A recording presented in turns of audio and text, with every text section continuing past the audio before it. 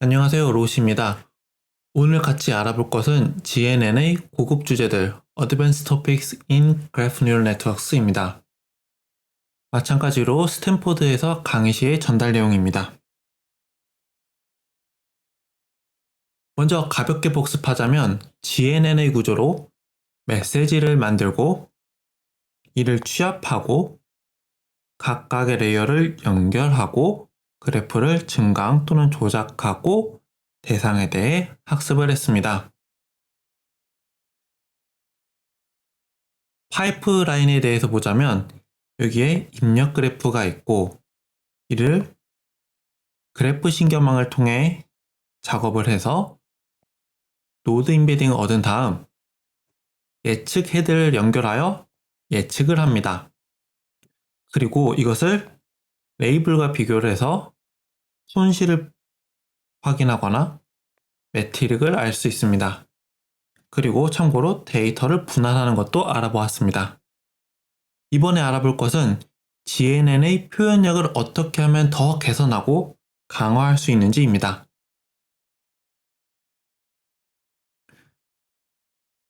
이번 시간에 개요를 말씀드리자면 우선 그래프 신경망의 몇 가지 한계들을 이야기하고 이를 극복하기 위한 표현력을 향상시키는 방법을 알아볼 것입니다.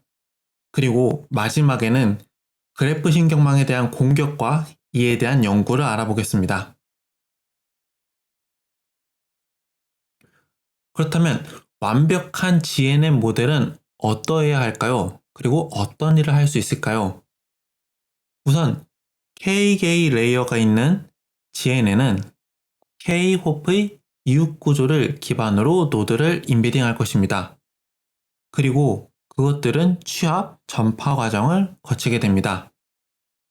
이 과정에서 완벽한 GNN은 이웃 구조와 노드 임베딩에 대하여 완벽한 인젝티브 함수를 가지고 있을 것입니다. 모든 그래프에서 이웃들, 노드들은 고유한 위치로 변환, 매핑되어야 합니다. 인젝티브 함수는 기억이 나실 겁니다. 간단하게 복습하면 동일한 값은 동일한 값으로, 다른 값은 다른 값으로 출력해주는 함수입니다. 이번 시간에는 그래프의 구조에 대해서 중점을 두고 살펴볼 것입니다. 따라서 노드 임베딩은 없거나 동일하다는 가정으로서 무시를 할 것입니다. 완벽한 GNN은 마치 대상 노드와 이웃 구조들의 정보를 사용하여 임베딩 공간에 인젝티브하게 임베딩 할 것입니다. 서로 다른 구조에 대하여 서로 다른 위치에 임베딩 할 것입니다. 이를 통해 우리는 표현력이 가장 풍부한 GNN을 만들 수 있을 것입니다. 여기에 완벽한 GNN이 해내야 되는 두 가지 사항이 있습니다. 첫 번째는 두 노드의 이웃 구조가 같다면 이 두 노드는 동일한 임베딩을 가져야 합니다. 다시 말하지만 여기에서는 변별력 있는 특징이나 노드 속성과 같은 정보가 제공되지 않는다고 가정합니다. 따라서 이 그래프에서 V1과 V2는 양쪽의 주변의 이웃 구조가 동일하기 때문에 정확히 같은 지점에 임베드 되어야 합니다. 두 번째는 이웃 구조가 다른 두 노드의 경우 두 노드의 이웃 구조가 서로 다르기 때문에 서로 다른 지점에 임베딩 되어야 합니다. 여기에서 하나는 삼각형이고 하나는 사각형이므로 서로 다른 지점에 임베딩 되어야 합니다. 이 두 가지가 우리가 원하는 완벽한 GNN이 가져야 되는 속성들입니다. 하지만 방금 본 두 가지 상황에도 예외는 있습니다. 즉, 두 노드의 주변 이웃 구조가 동일하더라도 서로 다른 임베딩을 가지게 하고 싶을 때가 있습니다. 그래프에서 노드가 다른 위치에서 나타나기 때문입니다. 예를 들어서 왼쪽과 같은 간단한 그래드 그래프가 있고 노드 V1, V2가 있다고 합시다.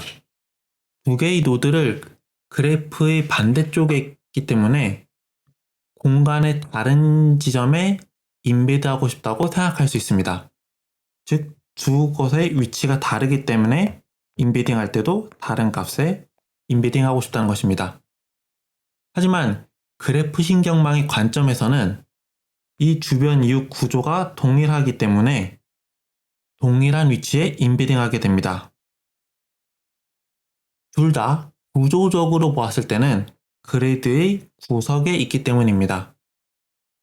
이를 맨해튼의 북동쪽과 남서쪽이라고 생각하면 이는 틀린 인베딩이 될 것입니다. 맨해튼은 그리드와 같은 구조에서 단순하게 구조만 생각해서 인베딩을 하는 것은 우리가 원하는 결과를 주지 못할 것입니다. 우리는 뉴욕에서 북동쪽과 남서쪽이 다르다는 것을 알고 있습니다. 이러한 것들을 다루기 위해서 그래프에서 위치라는 개념과 그 위치를 이해하는 작업을 위치인식 작업, Position Aware Task라고 부르겠습니다. 그리고 이것에 대해서 배우면서 더 정확하게 이것에 대해 정의하겠습니다. 따라서 기본적으로 이웃 구조와 인베딩 사이에는 인젝티브한 성능을 가진 완벽한 GNN조차도 이런 작업에서는 실패하고 맙니다.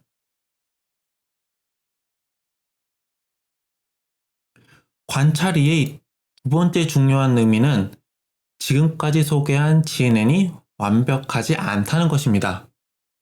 우리는 9강에서 그래프 신경망이 얼마나 강력한지 이야기할 때 우리의 GNN의 표현력이 와이스파일러-레만 그래프 동영상 테스트, 즉 WL 테스트에 의해서 상한이 정해져 있다고 말했습니다. 즉 WL 테스트의 결과가 우리가 다다를 수 있는 최고의 표현력이라고 한 것입니다. 그리고 이에 대한 간단한 예로서 순환 구조에서 그 길이를 계산할 수 없다는 것을 이야기했습니다. 아래의 그림에서 보이는 것 같이 그 길이가 3이던 4이던 계산 그래프는 동일하게 나옵니다. 얼마나 더 깊게 만들던 상관이 없이 이 둘은 동일한 계산 그래프를 가지게 됩니다. 결국 V1과 V2는 우리가 보기에는 다르지만 동일한 인베딩을 가지게 됩니다. 따라서 GNN에서는 이 둘의 구조를 구분할 수가 없습니다. 다시 이야기하지만 우리는 지금 노드의 속성을 사용하지 않고 있습니다. 그래서 이번 시간에 좀 더 표현력이 풍부한 그래프 신경망을 구축하거나 설계를 해서 방금 알아본 이 두 가지 문제를 해결하려고 합니다. 이 문제를 해결하는 방법은 다음과 같습니다. 첫째, 그래프에서 노드의 위치를 기반으로 노드 인베딩을 생성해서 문제를 해결해 봅니다. 이는 우리가 노드가 주변에 동일한 네트워크 구조를 가지고 있어도 서로 다른 지점에 포함되기를 원하는 경우입니다. 그래프에서 산조점을 생성한 다음 산조점에 대해서 노드의 위치를 정량화하고 이를 가능하게 하는 모델 클래스를 위치인식 그래프 신경망 Position Aware GNN이라고 합니다. 그리고 두 번째 문제를 해결하기 위해 WL 테스트보다 조금 더 표현력이 뛰어난 메시지 전달 GNN을 만들 것입니다. 이를 통해 그래프 신경망이 사이클의 크기를 계산할 수 없다라는 문제를 해결할 것입니다. 이러한 메시지 전달의 방법의 예로 신원 인식 그래프 신경망 Identity Aware GNS를 사용할 것입니다. 이렇게 두 가지 방법을 사용해서 그래프 신경망의 표현력을 강화할 수 있습니다.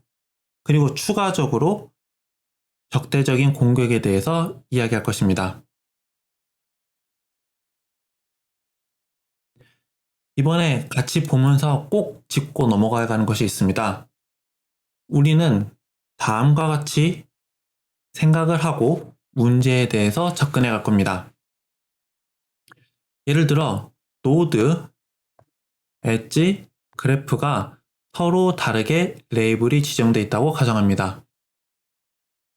모델이 항상 이러한 다른 입력 또는 이러한 다른 개체의 동일한 인베딩을 할당하는 경우에 모델이 실패했다고 말합니다. 성공적인 모델은 이런 다른 유형의 개체에 대해 서로 다른 인베딩을 부여하는 것입니다. 노드 수준의 인베딩에 초점을 맞춘다면 GNN의 인베딩은 기본 계산 그래프에 의해 결정됩니다. 예를 들어 다음과 같은 그래프가 있고 V1, V2라는 두 개의 노드가 있습니다. V1과 V2에 서로 다른 레이블 A, B가 있다고 합시다. 목표는 V1과 V2에 각각 다른 인베딩을 할당하는 GNN을 구축하는 것입니다. 다시 말하지만 노드의 특징이 동일하거나 없어서 V1과 V2 차이에 차이점이 없다고 가정합니다. 지금까지 본 모델은 우리가 여태껏 봐와서 알듯이 V1과 V2를 구분하지 못합니다. 그렇다면 우리는 이 문제를 어떻게 해결할 수 있을까요? 따라서 이에 대한 순진한 해결책은 원핫 인코딩을 사용하는 것입니다. 우리는 순진한, 나이브한 방법을 사용해서는 안 됩니다. 우리는 클레버, 영리한 방법을 사용해야 됩니다. 앞서 보았듯이 0과 1이라는 값이 없다면 오른쪽과 왼쪽의 그래프는 동일합니다. 따라서 동일한 결과가 나오게 됩니다. 하지만 여기에 각 노드마다 원핫 인코딩을 사용해서 각기 다른 id를 할당하면 이제 그래프는 다른 엣지 또는 다른 노드를 구분할 수 있게 됩니다. 이제는 노드의 속성이 생겼기 때문에 계산 그래프를 구분할 수 있게 됩니다. 즉, V1과 V2는 서로 다른 유형의 이웃을 가지게 됩니다. 첫 번째 수준에서 동일하더라도 그 다음으로 나오는 값에서는 동일하지 않을 것입니다. 따라서 계산 그래프가 달라질 것이므로 GNN은 이 둘을 구별할 수 있습니다. 이 순진한 방법의 가장 큰 문제점은 확장성이 없다는 것입니다. 모든 노드에 대해 하나의 핫 인코딩이 필요합니다. 따라서 모든 노드의 차원이 그래프의 크기에 비례하게 됩니다. 이를 10,000개, 1,000,000개, 억 개 단위의 노드 네트워크가 있다면 모든 노드는 기본적으로 id의 원핫 인코딩을 통해 그 노드의 개수만큼 속성을 가지게 됩니다. 이는 확장성이 없습니다. 두 번째는 이것이 귀납적이지 않다는 것입니다. 이런 식으로 생성한 원핫 인코딩은 이 생성 자체도 임의적이고 여기에 따라 생기는 순서도 임의적이기 때문에 우리가 새로운 노드나 새로운 그래프로 일반화되지 않습니다. 이를 새로운 그래프로 적용시키려고 하거나 기존 네트워크에 새로운 노드가 나타나면 작동하지 않습니다. 새로운 노드가 나타나면 해당 노드에 대해서도 새로운 원핫 인코딩을 사용해야 하므로 속성 차원을 확장해야 하고 이를 바탕으로 재학습을 해야 합니다. 어찌되었든 결과는 좋지는 않았지만 노드를 풍부하게 해서 속성을 부여해서 계산 그래프를 구별할 수 있다라는 접근은 좋은 것 같습니다. 이제 위치 인식 그래프 신경망 Position Aware Graph Neural Networks를 알아보겠습니다. 그래프에는 두 가지 유형의 작업이 있다고 보겠습니다. 이는 각각 구조 인식 작업, Structure Aware Task와 위치 인식 작업, Position Aware Task라고 할 수 있습니다. 이는 그래프 구조가 기본 레이블에 어떤 영향을 미칠 수 있는지에 대한 개념을 설명하기에 좋습니다. 실제로는 모든 작업이 이 두 작업을 실행합니다. 하지만 어떤 작업은 위치를 더 많이 인식하고 어떤 작업은 구조를 더 많이 인식합니다. 그리고 우리는 두 가지 체제에서 모두 잘 작동할 수 있는 모델을 갖고 싶습니다. 구조인식 작업, Structure Aware Task의 경우 예를 들어 노드의 레이블 지정, 즉 두 개의 삼각형이 연결된 간단한 그래프의 경우 구조적인 역할에 따라 A, B라는 레이블을 줄 수 있습니다. 이것은 노드와 이웃의 구조를 기반으로 레이블을 정리하기 위한 한 가지 방법입니다. 다른 유형의 위치 작업은 위치 인식 작업, Position Aware Task라고 부르는 것입니다. 예를 들어 커뮤니티 감지라고 생각할 수 있습니다. 커뮤니티 감지는 일종의 위치 인식 작업입니다. 아래의 그림을 보면 한쪽의 노드는 하나의 레이블을 갖고 다른 쪽의 노드는 다른 레이블을 갖고 있습니다. 하지만 이 둘은 구조적으로 보았을 때 비슷하거나 동형이라고 할 수 있습니다. 그리고 GCN과 같은 GNN들은 구조인식 작업에 잘 작동합니다. 여기에서 기본적으로 V1과 V2를 구별할 수 있습니다. 왜냐하면 아래 보이는 그림과 같이 이 둘의 계산 그래프가 다르기 때문입니다. V1은 처음에 2개의 이웃을 가지고 있고 V2는 처음에 3개의 이웃을 가지고 있습니다. 즉, 이 둘은 서로 다른 계산 그래프를 가지고 있습니다. 그렇기 때문에 구별을 할 수 있습니다. 다른 레이블을 할당할 수 있다는 것은 다른 인베딩을 가질 수 있다는 것입니다. 그렇다면 그래프의 위치 인식 라벨링은 어떨까요? 여기 그래프에 표시된 노드 V1과 V2는 서로 대칭을 이루기 때문에 동일한 계산 그래프를 가질 것입니다. 그리고 그 동일한 이유 때문에 GNN은 이 둘을 구별하는 데 실패할 것입니다. 두 노드가 동일한 계산 그래프를 가지고 있고 변별력이 있는 노드 특징 정보가 제공되지 않기 때문에 이 두 노드는 동일한 이웃 구조를 가지고 있으며 동일한 계산 그래프를 가지게 됩니다. 동일한 인베딩이 되기 때문에 이를 가지고 레이블을 할당할 때는 동일한 레이블이 할당된다는 것을 의미합니다. 하지만 우리는 지금 같은 경우에 서로 다른 인베딩을 주기를 원합니다. A와 B에 대해서 다른 방식으로 레이블을 지정해야 합니다. 이를 위해서 어떻게 GNN을 확장할 수 있을까요? 이 부분의 핵심 아이디어는 앵커라는 개념입니다. 미리 말씀드리자면 하나의 앵커로 시작해서 앵커들의 집합으로 이 개념을 확장, 일반화할 것입니다. 위치를 파악하는 가장 좋은 방법은 어떤 기준점에 대한 위치가 어떻게 되는지 아는 것입니다. 2차원 그래프에서는 원점을 기준으로 x, y 좌표로 위치를 파악할 수 있습니다. 동일한 방법으로 지구에서는 위도와 경도를 가지고 위치를 파악할 수 있습니다. 우리가 다루는 것 중에서 이런 기준점 역할을 해주는 것을 앵커라고 부를 것입니다. 마치 앵커를 사용하여 그래프 내에서 노드의 위치를 삼각 측량하는 것과 비슷합니다.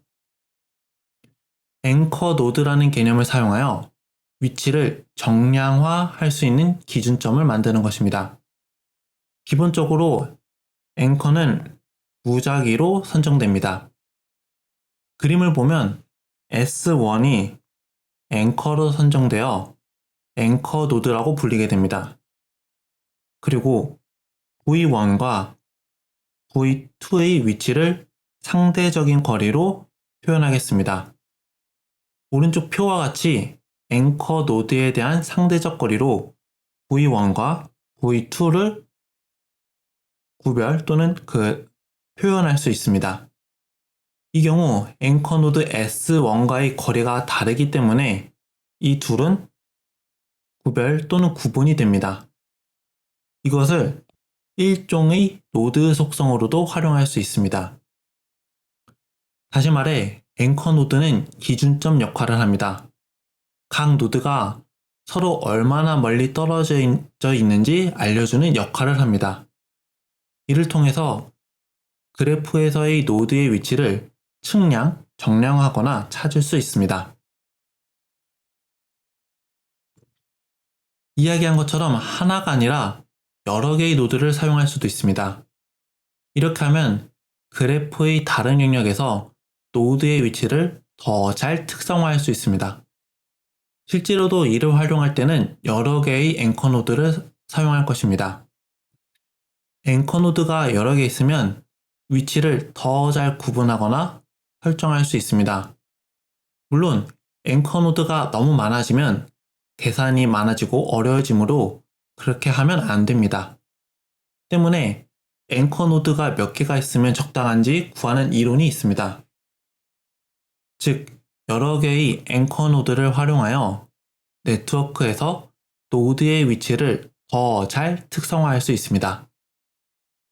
이 예시에서는 S1과 S2가 앵커 노드입니다. V1과 V2가 관심 노드입니다. 오른쪽 표에서 보자면 V1은 S1에서 한 홉, S2에서 두 홉 떨어져 있고 V2는 S1에서 두 홉, S2에서 한 홉 떨어져 있음을 알 수 있습니다. 이렇게 앵커 노드들에서 서로 다른 거리에 있기 때문에 V1과 V2를 구분할 수 있습니다. 이제 이를 활용하여 한 가지 중요한 일반화를 알아보아야 합니다. 이제 각각의 앵커 노드에 대해서 다루는 것이 아니라 앵커 세트에 대해서 다루겠습니다. 우선 앵커 노드라는 개념을 단일 노드에서 노드 집합으로 일반화합니다. 그리고 관심 노드와 앵커 집합 사이의 거리를 앵커 집합의 모든 노드에 대한 최소 거리라고 정의할 것입니다. 앵커 세트가 더 정확한 위치 정보를 제공할 수 있기 때문에 더 세밀한 수준에서 노드 위치를 측량할 수 있다는 정리가 있습니다. 그러는 동시에 앵커의 총수를 여전히 작게 유지할 수 있습니다. 이는 마치 나의 위치를 알려줄 때 가장 가까운 스타벅스부터의 거리, 주유소부터의 거리, 편의점으로부터의 거리를 사용하는 것입니다. 예를 들어 아래와 같은 앵커 세트가 있다고 가정해 봅시다. 앵커 노드 S1과 S2가 있고 노드 V3와 S1을 포함하는 앵커 세트 S3가 있습니다. 이제 특정 노드에서 해당 앵커 세트에 대한 거리를 측정해 보겠습니다. 예를 들어 V3의 위치에 관심이 있다면 V3는 앵커 세트의 일부이기 때문에 앵커 세트 S3와의 거리가 0입니다. V1은 앵커 세트에서 가장 가까운 노드와 한 홉 떨어져 있기 때문에 1입니다. 이전처럼 앵커로 S1과 S2만 사용한다면 이 둘은 값이 같기 때문에 구분할 수 없을 것입니다. 하지만 지금과 같이 S3 앵커 노드 세트를 사용하여 V1과 V2를 구별할 수 있습니다. 그리고 강조하자면 크기가 다른 앵커 세트를 사용하면 그래프에서 노드를 찾는데 필요한 앵커의 세트 수, 좌표의 수, 참조점의 수가 상대적으로 적기 때문에 다른 크기의 앵커 세트를 사용하는 것이 유리하다라는 이론이 있습니다. S1, S2와 같은 앵커 노드를 사용하고 여러 개의 앵커 노드를 추가하는 것보다 더 작은 숫자를 사용하게 됩니다. 왜 이런 방법을 사용하는지 정리해 보겠습니다. 우리가 이상적으로 원하는 것은 매트리스 스페이스, 측정 공간을 K차원 유클리드 공간의 본래의 거리, 측량이 유지되면서 인베딩 포함되는 것입니다. 즉, 모든 쌍 UV에 대해서 인베딩 사이의 유클리드 인베딩 거리가 네트워크의 원래 거리에 가까워지기를 바란다는 이야기입니다. 이제 알아볼 것은 부르간의 원래 발음은 부르간의 정리라고 합니다. 다음과 같은 인베딩 함수를 사용한다고 합시다. 노드의 인베딩은 단순하게 주어진 노드와 첫 번째 노드 앵커 세트에서의 최소 거리, 두 번째 앵커 세트에서의 최소 거리 등등 이런 식으로 이루어지는 최소 거리들을 사용합니다. 그리고 로그의 n개만큼 샘플링하게 됩니다. 여기에서 C는 상수입니다. N은 전체 집합 또는 총 노드의 개수라고 생각하면 됩니다. Sij의 각각의 노드들이 2분의 i제곱분의 1의 확률로 독립적으로 뽑힙니다. 즉, i가 증가할수록 뽑히는 노드들의 숫자, 세트의 크기는 기하급수적으로 작아질 것입니다. 즉, 이 식에서는 오른쪽으로 갈수록 기하급수적으로 작은 크기의 앵커 세트들이 샘플링하게 됩니다. 최종적으로는 하나만 골라지는 세트가 생길 것입니다. 이 샘플링을 i마다 j가 1부터 c 로그 n까지 커질 때까지 반복합니다. 곧 보겠지만 대략적으로 L2로 O 로그 n의 정보 왜곡을 가지게 되고 이는 우리가 수용할 만한 수준입니다.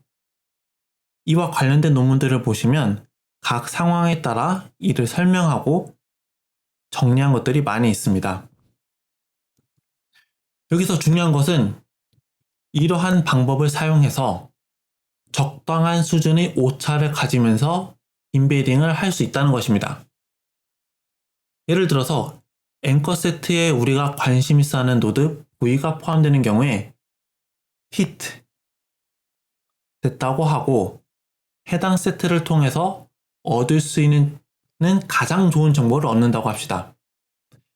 앵커 세트의 크기가 큰 경우 많은 앵커들을 포함하고 있으므로 우리가 관심 있어 하는 노드 V가 거기에 포함될 가능성이 높습니다. 하지만 이 안에 많은 노드들이 포함되어 있기 때문에 관심 노드에 대해서 주는 정보의 가치, 위치에 대한 확실성, 서튼티가 떨어지게 됩니다. 반대로 앵커의 크기가 작은 경우 적은 앵커들을 포함하고 있으므로 우리가 관심 있어 하는 노드 V가 이 안에 포함될 가능성은 낮아집니다. 하지만 이로 인해 관심 노드에 대해서 주는 정보의 가치는 높아지게 됩니다. 즉, 앵커의 크기 세트가 커짐에 따라 좋은 정보를 얻을 가능성은 높아지지만 그 정보의 가치는 점점 낮아집니다. 일종의 트레이드 오프입니다. 따라서 다양한 크기의 앵커 세트를 선택하여 균형을 맞추고 효율적인 인베딩을 할 수 있습니다. 기본적으로 사이즈가 작은 앵커의 세트는 개수가 많고 점점 사이즈가 커지면서 앵커 세트는 적어지는 경향이 있습니다. 그래서 여기에 GNN을 이용해서 위치를 정의하게 될 때는 기본적으로 이 부르간의 정리를 이용하게 됩니다. 앵커 세트의 제곱 로그스를 샘플링한 다음 이 앵커 세트와의 거리를 기준으로 각 노드를 인베딩 시킨다는 아이디어입니다. 이제 어려워지는 것은 귀납적인 속성을 유지하는 방법입니다. 한 그래프에서 다른 그래프로 어떻게 일반화할 수 있을까요? 노드가 다르기 때문에 앵커 세트도 다를 것입니다. 논문에서 이 문제를 해결하는 방식은 훈련 중에 매번 새로운 앵커 세트를 리샘플링 하는 것입니다. 그래서 앵커 세트에 변화를 주게 되고 GNN의 위치는 새로운 앵커 세트에 대해서 작동하게 됩니다. 그리고 테스트 때도 새로운 그래프가 주어지면 단순하게 앵커 세트를 무작위로 샘플링하면 됩니다. 많은 것을 배웠으니 요약해 보겠습니다. 간단하게 생각하면 위치 정보를 표현할 때 노드를 무작위로 선택된 앵커 세트에 대한 위치, 거리로 표현한다는 것입니다. 이 인코딩에서 각 차원은 주어진 앵커 세트에서 관심 노드까지 앵커 세트까지 모든 노드까지 최소 거리를 알려줍니다. 이때 기하급수적으로 증가하는 크기의 앵커 세트를 사용하되 기하급수적으로 적은 수의 앵커 세트를 사용할 것입니다. 대략적으로 크기 1의 앵커 세트는 많고 크기 2의 앵커 세트는 그의 절반, 크기 4, 크기 8, 크기 18의 앵커 세트는 거의 절반으로 줄어드는 것입니다. 앵커 세트와 이에 속하는 노드를 생성하는 좋은 방법은 균일하게 무작위로 선택하는 것입니다. 그렇다면 이렇게 생성한 위치 정보를 어떻게 사용해야 할까요? 가장 간단한 방법은 증강 노드 속성으로 사용하는 것입니다. 이 방법은 실제로 세미 슈퍼바이스드 러닝, 반지도 학습에서 매우 잘 작동합니다. 여기에서 문제는 각 위치 인코딩의 차원이 임의의 앵커에 연결되어 있다는 것입니다. 위치의 인코딩의 차원이 무작위의 순서를 가질 수 있습니다. 하지만 인코딩은 의미적으로 동일한 의미일 수 있다는 것입니다. 즉, 신경망의 입력 차원 순서를 변경한다고 하면 출력 또한 변경된다는 것입니다. 이를 해결할 수 있는 방법은 위치 인코딩의 순열 불변 permutation invariant 속성을 유지할 수 있는 특별한 신경망을 설계하는 것입니다.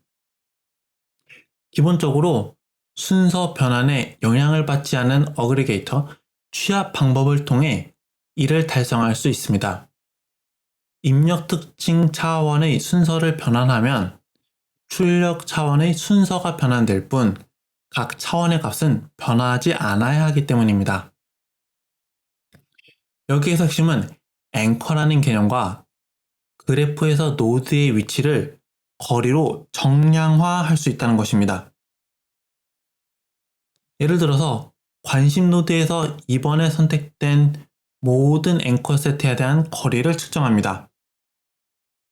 그 측정량 횟수가 충분하다면 다른 샘플링 앵커 세트에서 거리를 측정했을 때 그 값들의 분포가 거의 유사할 것이라는 것입니다. 즉, 앵커 세트에 대한 거리 분포가 유지되는 것입니다. 물론 여기에는 어느 정도의 한계가 있을 수밖에 없습니다. 하지만 이것을 일종의 정량화라고 할 수 있습니다. 다시 말해서 여기에서 순열 불변성이라는 것은 앵커 세트 크기에 따라 위치 인코딩이 달라지지만 정확한 위치 또는 앵커 세트를 샘플링한 순서는 달라지지 않기를 원한다는 뜻입니다. 더 자세한 내용은 PGNN 논문을 통해서 알 수 있습니다. 쉽게 생각해서 노드가 그래프의 어느 부분 또는 영역에 속하는지 알 수 있도록 그래프의 정확한 이웃 구조에 근거하지 않고 노드가 속한 영역을 근거로 노드의 인베딩을 만들었다라고 할 수 있습니다. 이를 통해 노드 주변의 네트워크 구조가 동일하더라도 서로 다른 위치에 인베딩할 수 있습니다. 이제 신원 인식 그래프 신경망 Identity Aware Graph Neural Networks에 대해서 알아보겠습니다. 이번에는 네트워크와 기본 그래프에 나타낼 수 있는 다양한 대칭을 모두 처리할 수 있는 더 표현력이 좋은 그래프 신경망을 알아볼 것입니다. 즉, 서로 다른 구조에 나타나는 노드가 실제로는 서로 다르게 인베딩 되도록 할 것입니다.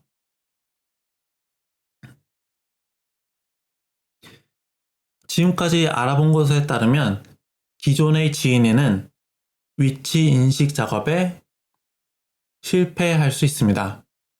그래서 우리는 앵커를 사용해서 위치 인식 작업에서 그래프 신경망의 성능을 개선했습니다. 이제는 구조 인식 작업에 집중합니다.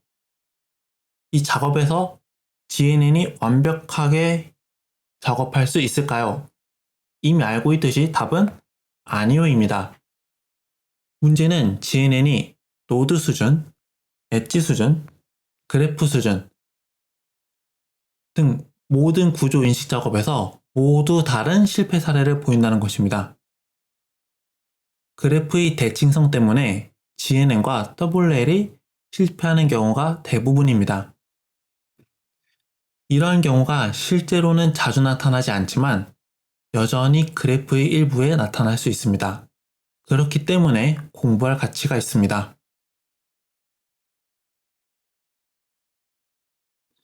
첫 번째로 노드 수준 작업의 실패 사례입니다.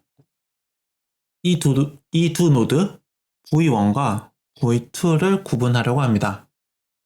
하지만 지금까지의 방법으로는 이 둘은 동일한 계산 그래프를 가지고 있고 동일한 인베딩이 발생하게 됩니다.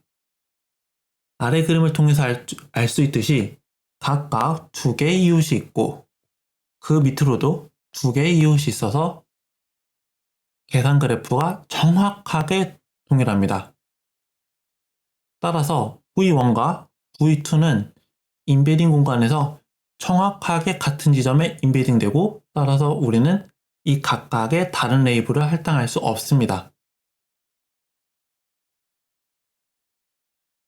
마찬가지로 링크 예측을 하는 경우에도 같은 유형의 일이 발생할 수 있습니다. 예를 들어서 지금과 같은 입력 그래프를 가질 수 있습니다. 예를 들어서 V0가 V1에 링크가 돼야 되는지 아니면 V2와 링크가 돼야 하는지 결정할 때입니다. 마찬가지로 이때의 계산 그래프를 보면 이 둘은 동일합니다.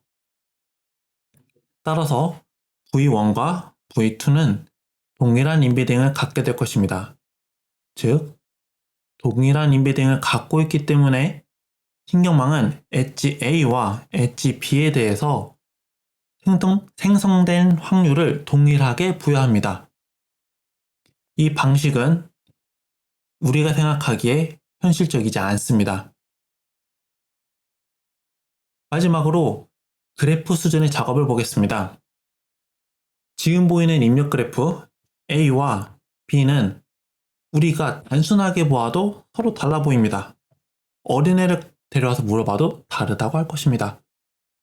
하지만 계산 그래프를 보면 이 둘은 아래와 같이 동일합니다. 따라서 그래프 인베딩 수준에서도 이 두 개의 다른 그래프가 같은 지점에 인베딩 될 것입니다. 즉, 우리는 이 둘을 구분할 수가 없습니다.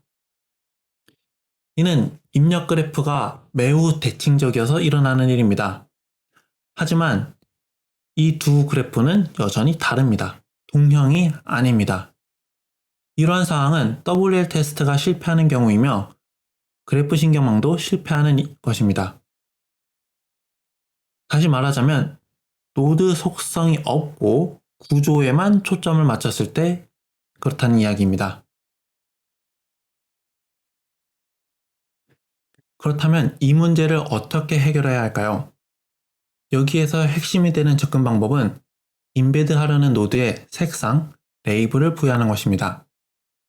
신경망이 작업을 하면서 시작 노드, 관심 있는 노드, 루트 노드가 무엇인지 알 수 있기 때문에 이를 신원인식 (Identity Aware라고 부릅니다. 예를 들어 노드 v1을 포함하게 되면 색상을 지정해야 합니다. 이제 이 색 레이블 때문에 계산 그래프를 확장할 때마다 이 색상이 지정된 노드를 인지할 수 있습니다.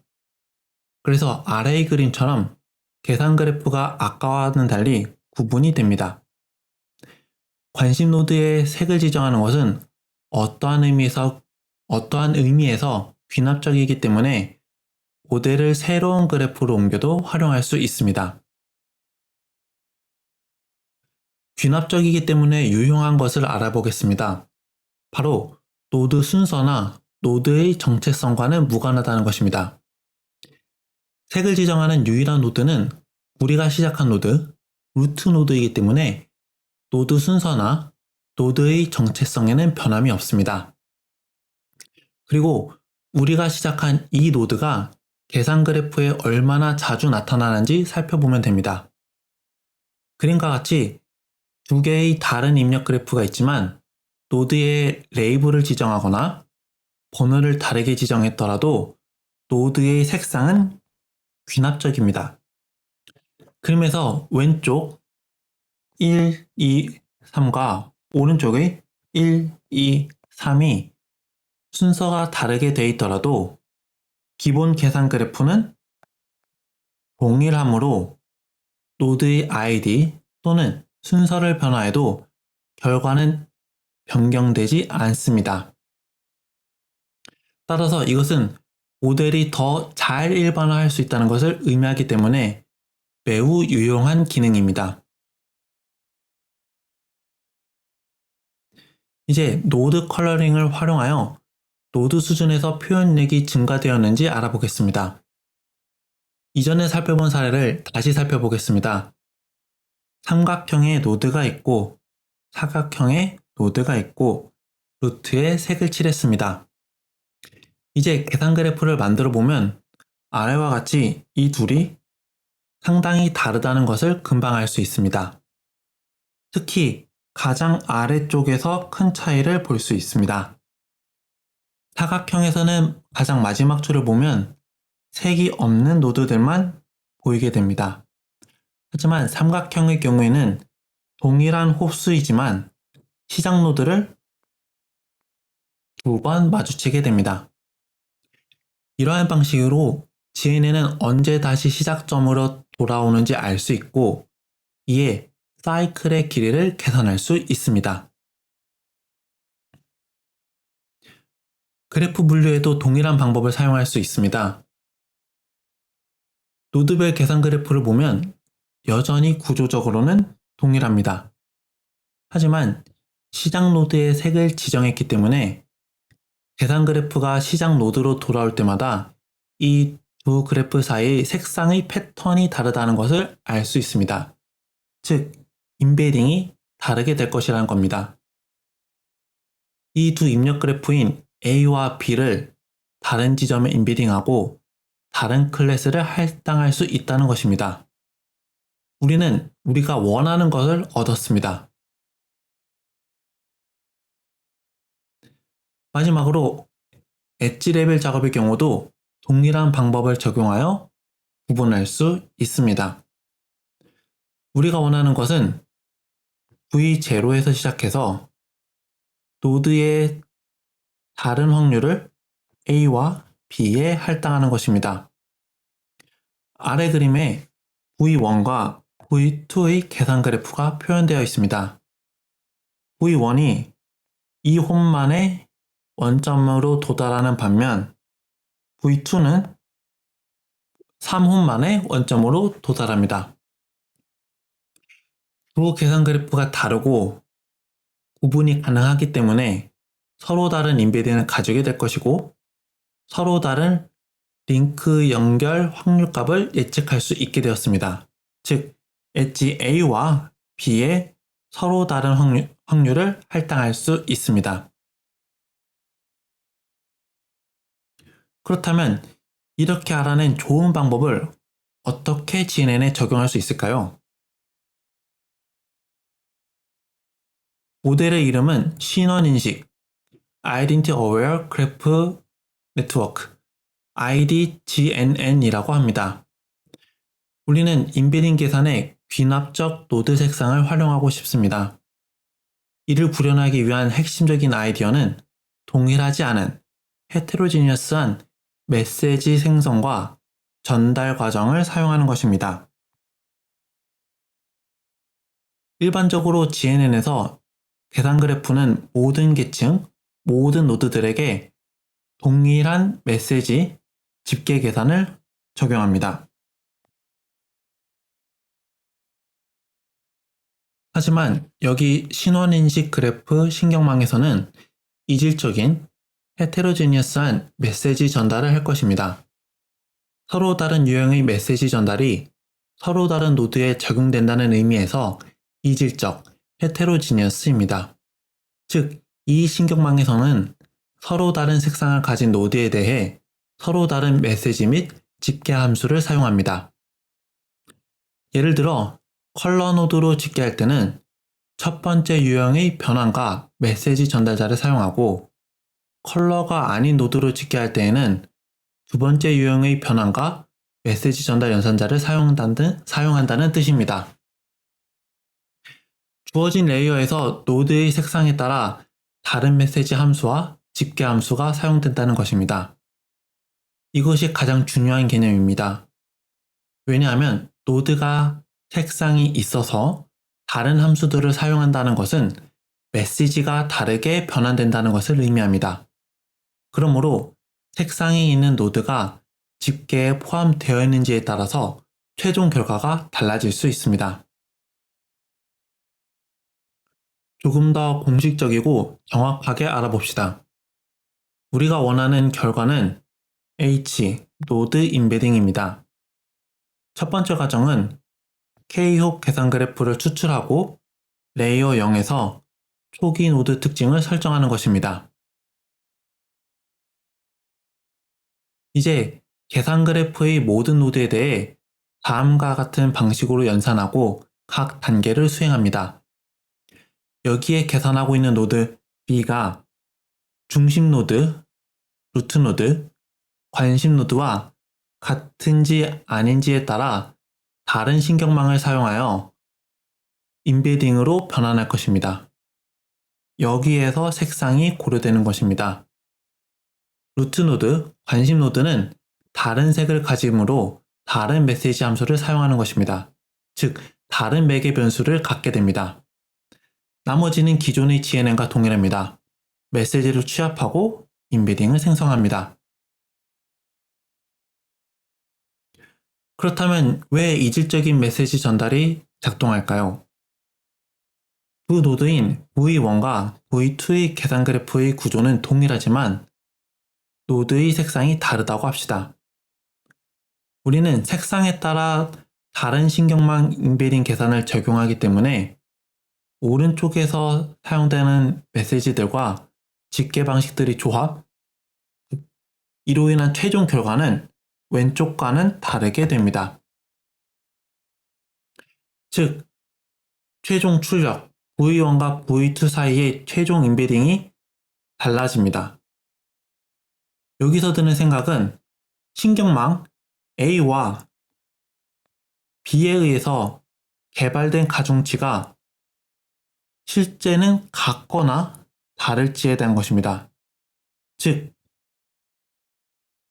이 신경망 A와 B가 유사 또는 동일하거나 같지 않은지 우리는 궁금할 수 있습니다.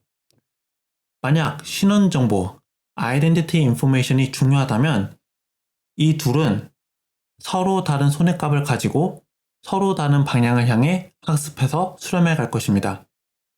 하지만 신원 정보, Identity Information이 중요하지 않다면 이 둘은 서로 비슷한 방향으로 학습, 수렴해 갈 것입니다. 또 다른 생각은 이렇게 색깔을 부여하는 것이 우리가 이전에 보았던 앵커와는 무엇이 다른지 궁금할 수 있습니다. 앵커를 활용할 때는 관심 노드가 어디에 위치하는지, 플러스 방향인지 마이너스 방향인지 이런 것들이 중요합니다. 즉, 로컬 네트워크의 구조에 대한 정보를 포착합니다. 거시적인 관점에서 노드를 표현한다고 할 수 있습니다. 반면에 태그 표시할 때는 로컬 네트워크 구조를 더 표현적으로 포착합니다.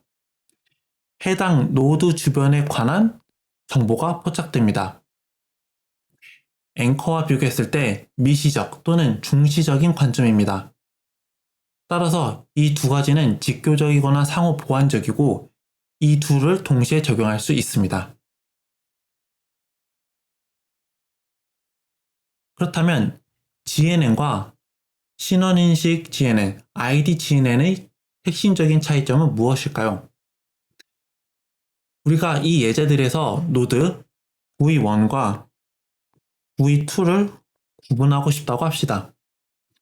일반적인 GNN 계산에서 두 계산 그래프는 동일합니다.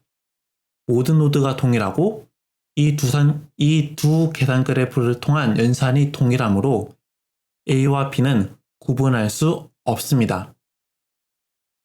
하지만 IDGNN의 접근 방식으로 시작 노드의 색깔을 칠하면 이 두 계산 그래프가 다른 것을 알 수 있습니다. 각 노드들을 통해서 정보를 집계할 때 색상으로 인해서 계산 결과가 다르게 되고 이로 인해 최종 메시지에 다른 결과가 나오게 됩니다. 또 한 가지 볼 것은 IDGNN이 실제로는 주어진 루트 노드에 대해서 이 지점으로 시작해서 다양한 길이의 주기를 계산한다는 것입니다. A에서 시작하면 IDGNN은 이제 길이 3의 사이클을 가지고 있다는 것을 계산하거나 인식할 수 있습니다. B에서 시작하면 길이 4의 주기를 갖는다는 것을 인식할 수 있습니다. 이는 자기 자신이 가장 나오지 않는 길을 따라갔을 때 마지막에 나오는 자기 자신이 나오는 길이를 통해서 파악할 수 있습니다. 이제 이 작업을 대행할 수 있는 방법에 대해서 알아보겠습니다. 이 방법은 IDGNN의 단순화된 버전이라고 볼 수 있습니다. ID 정보를 증강 노드 속성으로 포함시키는 것이 핵심입니다. 이때 헤테로지니어스한 메시지 전달을 더 이상 쓸 필요가 없습니다. 각 계층의 주기수를 증강 노드의 속성으로 이용합니다. 이를 노드 속성을 증강한 다음 간단한 GNN에 적용하는 것입니다. 각 레이어의 사이클 수를 루트 노드의 증강 속성으로 사용합니다. 그리고 모든 노드에 기존과 같이 동질적인 호모지니어스한 메시지 전달을 적용합니다. 노드 증강 속성을 만든 다음에는 색상을 사용할 필요가 없습니다. 이제 모든 노드에 대해서 길이 0의 사이클이 몇 개, 길이 1의 사이클이 몇 개, 2의 사이클이 몇 개, 3의 사이클이 몇 개 등등에 대한 설명이 표시가 된 것입니다. 이렇게 하면 노드, 즉 두 개의 계산 그래프를 구분할 수 있고 두 개의 노드를 서로 다른 두 개의 클래스로 구분할 수 있습니다. 이 방법은 비슷한 직관을 도입하면서도 구조를 변경하지 않는 또 다른 방법이 될 수 있습니다. 그럼 신원인식 그래프 신경망을 요약해 보겠습니다. 일반적인 GNN 프레임워크의 일반적이고 강력한 확장입니다. 그래프 신경망을 더 표현력 있게 만들어줍니다. IDGNN의 귀납적인 노드 컬러링과 이질적인 메시지 전달에 대한 아이디어는 모든 그래프 신경망 아키텍처, 즉 그래프 세이지, GIN, GCN 등 모든 아키텍처에 적용될 수 있습니다. IDGNN은 대칭을 깨서 기본적으로 노드가 어떻게 다른 주기에 속하는지를 식별할 수 있습니다. 이로 인해 노드, 엣지, 및 그래프 수준 작업에서 더 뛰어난 표현력의 향상을 볼 수 있습니다. IDGN에는 기존의 그래프 신경망에 비해서 표현력이 뛰어납니다. 즉, IDGN에는 1WL 테스트보다 더 표현력이 뛰어난 가장 단순한 모델이란 뜻입니다. 기본적으로 루트 노드의 색상을 지정만 하면 되기 때문에 쉽게 구현할 수 있습니다. 핵심은 귀납적인 노드 색상을 사용하는 것입니다. 초반에 했던 것을 간단하게 복습해 봅시다. 그래프에서 노드의 위치를 구별하려는 아이디어인 위치인식 그래프 신경망, Position Aware GNN에 대해서도 이야기했습니다. 그때의 핵심은 앵커의 개념을 사용하고 앵커까지의 거리에 따라서 노드의 위치를 특성화하는 것이었습니다. 그리고 다양한 크기의 앵커 세트를 활용했습니다. 사이즈가 작은 것은 많이, 사이즈가 큰 것은 적게 사용했습니다. 그리고 노드에서 앵커까지의 거리는 노드에서 앵커 또는 앵커 세트의 일부인 모든 노드까지의 최단 거리입니다. 이것들은 파이지나 DDL을 통해서 쉽게 구현할 수 있습니다. 마지막으로 그래프 신경망의 경고성에 대해서 알아보겠습니다. 즉, 모델이 적대적인 공격이나 다른 유형의 공격에 대해서 얼마나 견고한지 알아볼 것입니다. 최근 들어 영상, 이미지, 자연어 등 딥러닝 모델의 엄청난 성능 향상을 볼 수 있습니다. 하지만 이를 실제로 사용할 때는 여러 가지 방해물들이 있습니다. 이번에는 GNN 모델들이 적대적인 의사를 가진 공격에 대해서 얼마나 견고한지 알아보겠습니다. Adversarial Attacks, 적대적인 공격에 대해서 알아보겠습니다. 가장 잘 알려진 적대적인 공격은 이미지 처리에 대한 것입니다.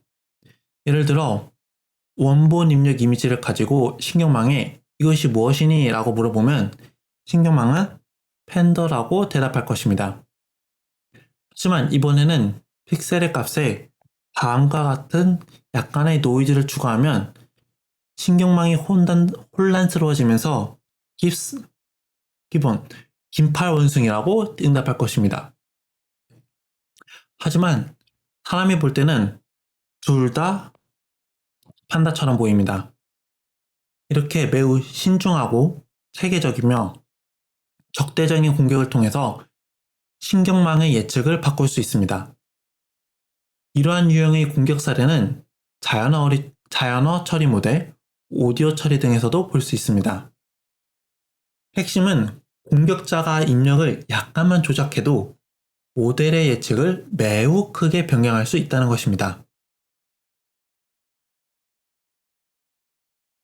따라서 적대적인 공격의 존재는 실제로 딥러닝 모델을 안정적으로 배포하는 데 방해가 됩니다. 공격자는 딥러닝 모델을 적극적으로 해킹하여 우회하려고 시도할 수 있습니다. 이로 인해 모델 성능이 우리가 기대하는 것보다 훨씬 나빠질 수 있습니다. 딥러닝 모델이 견고하지 않다는 것은 이미 밝혀졌습니다. 그래서 모델을 적대적인 공격이나 악의적인 예제에 대해서 견고하게 만들기 위한 연구, 디스트리뷰션 시프트가 열심히 학습되고 진행되고 있습니다. GNN의 일반적인 운용 분야는 공개된 소셜 네트워크, 은행, 거래 등입니다. 따라서 검색, 소셜 네트워크 추천 시스템에서 일어나는 많은 금전적인 이해와 관계에서 편취를 하려는 시도가 있을 수밖에 없습니다. 공격자들은 모델을 조작하고 예측을 해킹하여 검색 결과의 높은 순위를 조작하거나 추천 시스템의 상위에 더 많은 제품을 노출 또는 추천해서 더 많은 매출을 올리고 싶을 것입니다. 창과 방패의 싸움은 어디에나 있습니다. 우선 이 문제를 연구하기 위한 프레임워크를 설정해 보겠습니다. 그래프 신경망의 경고성을 연구하기 위해서 구체적으로는 다음과 같은 설정을 고려할 것입니다. 반지도 Semi Supervised Node 분류를 할 것입니다. 모델은 GCN, 그래프 컨볼루션 네트워크를 사용하는 것을 예로 들어 보겠습니다. 즉, 아래의 그림과 같이 그래프에 부분적으로 레이블이 지정되어 있습니다. 그리고 이를 통해서 레이블이 되지 않은 노드들을 분류하려고 합니다. 남은 시간 동안 같이 볼 내용들입니다. 우선 공격자의 몇 가지 공격 유형을 살펴보겠습니다. 그 다음 그래프 신경망, 즉 GCN을 어떻게 해킹할 수 있는지 알아볼 것입니다. 그 다음 공격 문제를 최적화 문제로 수학적으로 공식화할 것입니다. 마지막으로 몇 가지 경험적인 결과를 통해서 GCN이 적의 공격에 얼마나 취약한지 알아보겠습니다. 그래프를 공격하는 경우 무엇을 공격할 수 있을까요? 우선 공격 대상 노드, 타겟 노드가 있습니다. 이 노드는 모델이 예측을 수행하는 노드입니다. 그리고 공격자 측에서 조작할 수 있는 공격자 노드가 있습니다. 공격자는 공격자 노드를 활용해서 타겟 노드에 대한 예상, 결과를 바꾸려고 할 것입니다. 공격자는 무엇을 할 수 있을까요? 우선 볼 것은 직접 공격입니다. 직접 공격이란 공격자가 타겟 노드를 소유하거나 조작할 수 있다는 것입니다. 즉, 공격자 노드가 타겟 노드입니다. 공격자가 할 수 있는 일은 타겟 노드의 속성을 변경할 수 있습니다. 예를 들어서 SNS에서 프로필을 바꾸는 것입니다. 웹사이트의 경우에는 그 안에 콘텐츠를 바꿀 수 있습니다. 또한 타겟 노드의 엣지를 수정할 수 있습니다. 다른 노드에 대한 연결을 추가하는 경우로는 좋아요, 팔로잉, 구독, 친구 등입니다. 이를 매매하거나 조작할 수 있습니다. 물론 일부 연결을 제거할 수도 있습니다. 사용자를 언팔로우하거나 친구 관계를 삭제할 수도 있습니다. 공격자가 노드를 소유하고 있고 공격자가 변조하려는 노드가 바로 공격자 노드이기 때문에 이를 직접 공격, 다이렉트 어택이라고 합니다. 조금 더 교묘한 간접 공격도 있습니다. 간접 공격에서는 공격자가 공격하는 노드와 목표 노드가 다릅니다. 그렇다면 공격자 노드는 무엇을 할 수 있을까요? 파란색으로 표현된 공격자 노드는 속성을 변경하거나 연결을 변경하거나 변경할 때는 추가를 하거나 삭제하는 작업을 할 수 있습니다. 이를 통해서 구조나 속성이 변화하게 됩니다. 이런 변화를 통해서 타겟 노드의 예측값을 변화시키려는 것입니다. 지금까지 알아본 것을 기반으로 적대적 공격을 공식화해 봅시다. 공격의 목표는 그래프의 조작을 최소화하면서 대상 노드의 레이블 변경을 최대화하는 것입니다. 그래프의 조작이 너무 크면 쉽게 탐지될 수도 있고 작업 비용도 늘어납니다. 공격에 성공하려면 눈에 띄지 않을 정도로 작은 그래프 조작으로 표적 예측을 변경해야 합니다. 대상 노드가 지금 분류되는 클래스 또는 레이블이 있다고 가정하고 우리가 원하는 것은 올바른 클래스의 확률을 줄이고 다른 선택된 클래스의 확률을 높이고 싶다는 것입니다.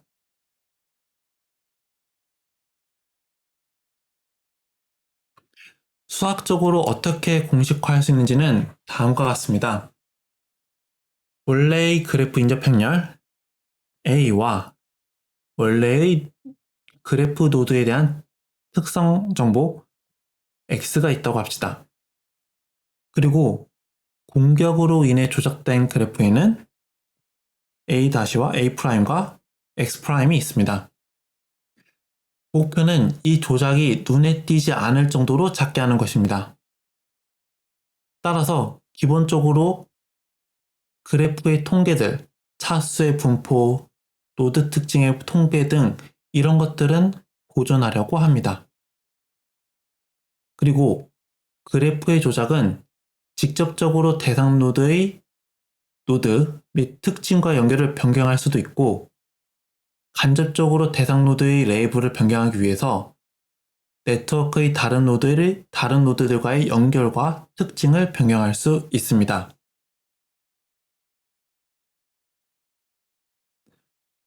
공격자의 방법을 봅시다. 원래 인접행렬, 원래 특징, 노드 레이블 A, X, Y가 있다고 가정하고 이 A, X, Y를 통해서 학습된 모델 파라미터와 노드 특징의 레이블이 있다고 하겠습니다. 그리고 이제 공격자가 그래프의 특징, 레이블, 학습 알고리즘에 접근할 수 있다고 가정합니다. 그리고 공격자는 그래프의 엣지와 속성을 수정할 수 있습니다. 이제 공격자가 이런 식으로 수정을 하면 자신도 모르게 다른 모델, 즉 세타 스타 프라임 모델을 학습하게 됩니다. 이제 공격받은 인접행렬과 속성을 사용해서 학습을 하지만 원래의 레이블은 그대로 사용합니다. C스타 프라임은 변조된 모델에서 예측된 클래스의 레이블입니다. 공격자의 목표는 해당 노드 B의 레이블이 이전과는 다른 것입니다. 이렇게 해서 깨끗한 데이터로 학습할 때의 레이블과 공격받은 후의 데이터로 학습할 때의 레이블이 다르게 할 것입니다. 이를 공식화해 보겠습니다. 다음과 같이 타겟 노드 B와 정상적으로 훈련된 노드 그래프 GCN이 있다고 합시다. 수식을 간단하게 보면 훈련 과정에서 입력된 그래프의 손실을 최소화하는 파라미터들을 구하는 것입니다. 이때 노드 V에 대한 정상적인 GCN의 예측은 다음과 같고 C스타로 표현합니다. 이제 공격자가 학습 데이터를 조작합니다. 이에 따라서 인접 행렬과 특징 행렬이 변조되었습니다. 이를 바탕으로 모델은 세타 스타 프라임의 파라미터들을 학습 또는 얻게 됩니다. 함수의 매개 변수들이 바뀌었기 때문에 이를 활용한 노드 V에 대한 예측, 레이블이 달라질 수 있습니다. 이렇게 공격자가 원하는 예측 변조가 일어났습니다. 만약에 공격자가 모델의 매개 변수, 세타에 직접적으로 조작이 가능하다면 이렇게 하지 않을 것입니다. 하지만 대체로 공격자는 배포된 모델 세타에 대해서 직접적인 조작 능력이 없습니다.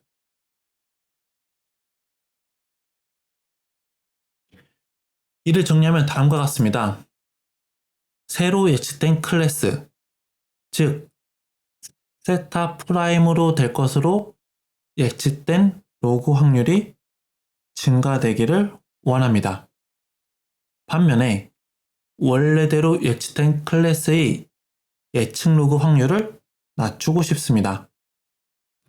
앞의 항은 증가하여 1이 되도록 하고 뒤의 항은 감소하여 0에 가깝기를 바랍니다. 우리는 이것을 함수 델타로 공식화합니다. 이러한 방법으로 새로운 변조된 신경망은 C 스타 프라임이 노드 B에 대한 올바른 클래스라고 잘못된 예측을 하게 됩니다. 이제 이 문제를 공격자 입장에서 최적화 문제로 봐보겠습니다. 최적화 문제로 작성하는 방법은 기본 그래프 구조와 특징 벡터에 대해서 이 델타를 최대화할 수 있는 argmax를 수행한다고 가정하는 것입니다. 그래프 구조와 특징 벡터의 조작이 가능한 작아야 한다는 제약 조건을 잊으면 안 됩니다. 따라서 대상에 대한 예측 변화의 이 델타 함수는 가능한 작아야 합니다. 그리고 이상적으로는 이 최적화 문제를 해결하는 것입니다. 공격자 입장에서 가장 어려운 점은 인접 행렬 A가 불연속적인 객차라는 점입니다.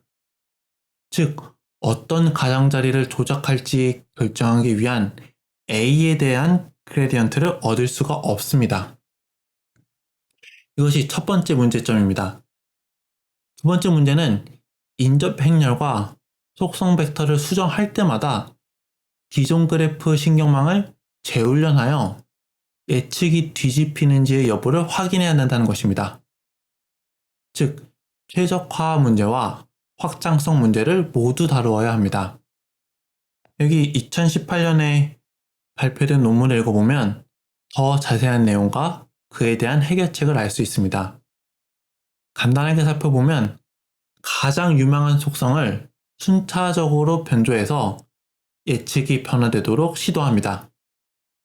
여기에서 아까 설명한 델타 함수를 활용합니다. 이 값이 최적화하는 방향으로 다음 조작을 선택하고 적용합니다. 이를 목표를 완수할 때까지 반복하는 것입니다. 핵심은 그래프 구조와 속성 벡터를 가능한 적게 조작하여 대상 노드 B의 예측 레이블이 가능한 많이 변경되도록 하는 것입니다. 앞으로 볼 결과물들을 보기 전에 간단하게 배경에 대해 설명하겠습니다. 다른 문제는 GCN을 사용한 반지도형 노드 분류 문제, Semi-Supervised Node Classification 문제입니다. 이때 사용할 그래프는 논문 인용 그래프로 2800개의 노드, 8000개의 엣지가 있습니다. 공격 방법은 엣지 수정, 즉 엣지가 추가되거나 삭제되는 경우입니다. 각 엣지에 기존의 것에 2개 정도의 수정이 들어갈 것입니다. 즉, 연결이 많은 노드의 경우에는 공격하기 어렵다는 생각이 바로 들 수 있습니다. 이러한 공격 방법으로 무작위 시드를 사용하여 모델을 오해 학습하고 공격합니다.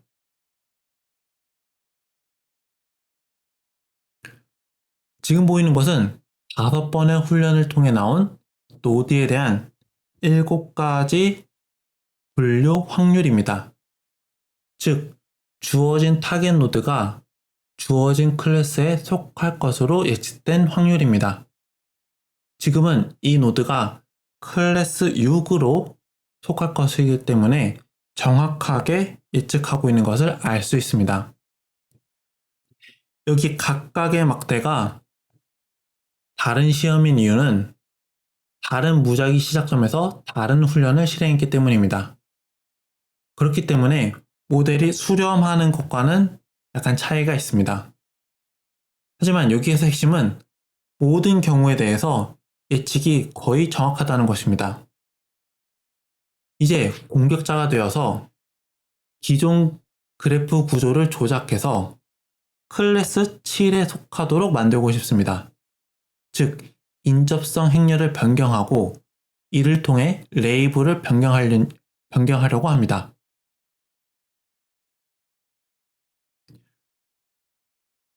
아마도 이 결과의 가장 흥미로운 점은 5개의 엣지만 바꾸어도 아래와 같이 훌륭한 결과를 볼 수 있다는 것입니다. 표 5개의 엣지를 공격한 것만으로도 모델이 이전보다 더 강하게 클래스 7에 속한다고 주장하는 것을 알 수 있습니다. 특히 옆에 것들을 보면은 그 값이 확연히 차이 납니다. 공격에 대한 그래프 신경망의 경고성을 요약하면 다음과 같이 요약할 수 있습니다. 오른쪽 그래프에서 0은 직관적으로 분류 마진에서 분류가 얼마나 자신감이 있는지, 얼마나 정확한지를 알려줍니다. 따라서 양수이면 분류가 정확하고 미세한 차이가 있다는 것을 의미하므로 정확한 분류에 대해서 매우 확신한다는 것입니다. 그리고 분류 마진이 음수이면 틀렸다는 이야기이고, 지금 같은 경우에는 그 틀림에 대해서 강한 확신을 가지고 있다는 것입니다. 그리고 각각의 점은 개별 노드를 의미합니다. 공격이 없는 경우에는 그래프 신경망이 대체로 잘 역할을 했다, 잘 예측을 했다라고 할 수 있습니다. 하지만 첫 번째 항목을 보면 악의를 가진 직접적인 공격에 대해서 잘못된 예측에 대해서 높은 신뢰도를 부여한 것을 알 수 있습니다. 다시 말해서 정확하게 많이 틀렸다는 뜻입니다. 이 방법이 신경망을 매우 쉽게 변경할 수 있다는 것을 알 수 있습니다. 만약에 직접적인 공격이지만 그것이 무작위라면 어떨까요? 즉, 적대적으로, 전략적으로 엣지를 변경하는 것이 아니라 무작위로 엣지를 추가 또는 삭제한다는 것입니다. 기본적으로 공격이 없을 때보다 모델이 더 혼란스러워하지만 그것이 그렇게 심하지는 않습니다. 여전히 대다수는 정확한 예측을 하고 있습니다. 확실히 성능이 저하되었지만 악의적인 직접 공격보다는 그 정도가 심하지는 않습니다. 간접적인 공격을 보면 꽤 잘하고 있다는 것을 알 수 있습니다. 즉 상당수의 노드에 대해서 라벨을 뒤집을 수 있는 것입니다. 정리해 보겠습니다. 무작위 공격은 적대적인 공격보다 훨씬 약하고 성능이 다소 저하됩니다. 간접 공격은 직접적인 공격보다는 의도를 가진 직접적인 공격보다는 효과가 덜하지만 무작위 공격보다는 효과가 좋습니다. 즉, 공격자가 전체 네트워크에 대해서 접근이 가능하고 데이터에 접근이 가능하고 그 데이터를 조작할 수 있다면 딥러닝, 그래프 신경망 모델을 매우 쉽게 망가뜨릴 수 있다는 것을 알 수 있습니다. 마지막 부분을 요약하겠습니다. 반지도 노드 분류에 사용된 그래프 컨볼루션 신경망의 적대적 경곡성에 대해서 알아보았습니다. 다양한 공격 전략과 가능성을 알아보았습니다. 직접 공격과 간접 공격에 대해서 알아보았습니다. 그리고 적의 공격을 최적화 문제로 수학적으로 공식화하여 공격자가 풀어야 하는 최적화 문제에 대해서 이야기했습니다. 그리고 예를 통해서 적대적 공격으로 인해서 GCN의 예측 성능이 크게 저하될 수 있다는 것을 보았습니다. 결론적으로 GCN은 적대적인 공격에는 강하지 않지만 간접적인 공격과 무작위적인 노이즈에는 어느 정도 강하다라는 결론을 얻을 수 있었습니다. 그리고 이러한 유형의 방법의 경고성에 대한 주제는 매우 활발하게 일어나고 있습니다. 오늘도 수고 많으셨습니다. 감사합니다.